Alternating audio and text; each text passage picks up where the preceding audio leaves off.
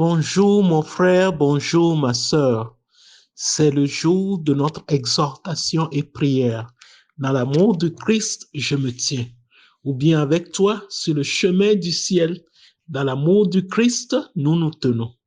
Aujourd'hui, je veux te parler d'une nouvelle ère. Une nouvelle ère.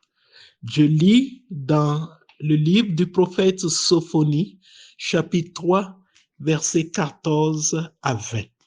Sophonie, chapitre 3, versets 14 à 20.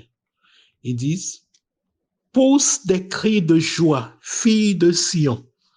Pousse des cris d'allégresse, Israël. Réjouis-toi et triomphe de tout ton cœur, fille de Jérusalem. L'Éternel a détourné tes châtiments. Il a éloigné ton ennemi. Le roi d'Israël, l'Éternel est au milieu de toi. Tu n'as plus de malheur à éprouver. En ce jour-là, on dira à Jérusalem, ne crains rien. Sion, que tes mains ne s'affaiblissent pas. L'Éternel, ton Dieu, est au milieu de toi, comme un héros qui sauve. Il fera de toi sa plus grande joie. Il gardera le silence dans son amour. Il aura pour toi des transports d'allégresse.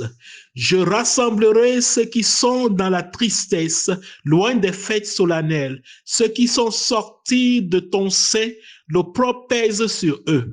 Voici en ce temps-là, j'agirai contre tous tes oppresseurs. Je délivrerai les boiteux et je recueillerai ceux qui ont été chassés. Je ferai d'eux un sujet de louange et de gloire dans tous les pays où ils sont en opprobre. En ce temps-là, je vous ramènerai. En ce temps-là, je vous rassemblerai, car je ferai de vous un sujet de gloire et de louange parmi tous les peuples de la terre, quand je ramènerai vos captifs sous vos yeux, dit l'Éternel. Il y a une ère nouvelle qui s'annonce pour Israël et qui s'annonce pour tout enfant de Dieu. Et Dieu t'invite aujourd'hui de pousser des cris de joie. Dieu t'invite de pousser des cris d'allégresse. Dieu t'invite de te réjouir et de triompher de tout ton cœur. Il dit fille de Sion, il dit Israël, il dit fille de Jérusalem. Il parle de son peuple, il parle de ceux qui croient en lui, il parle de ceux qui lui donnent son cœur, il parle de ceux qui sont revenus de leur péché, il parle de ceux qui se sont convertis, il parle de ceux qui se sont repentis. Il dit l'Éternel a détourné tes châtiments. Il a éloigné ton ennemi. Quel est le châtiment qui pèse sur toi? L'Éternel l'enlève aujourd'hui. Même si c'est un cas de compte que tu as, l'Éternel enlève ça aujourd'hui et ça n'existe plus contre toi.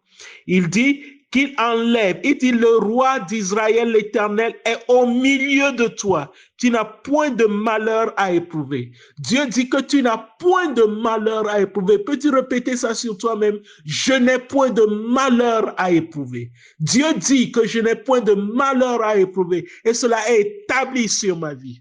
En ce jour-là, on dira à Jérusalem, ne crains rien. Mon frère, ne crains rien. Ma sœur, ne crains rien. Il dit, Sion, que tes mains ne s'affaiblissent pas dans ce projet que tu es, dans cette activité que tu es, dans ce job que tu es, que tes mains ne s'affaiblissent pas, parce que c'est l'Éternel lui-même qui fortifie tes mains.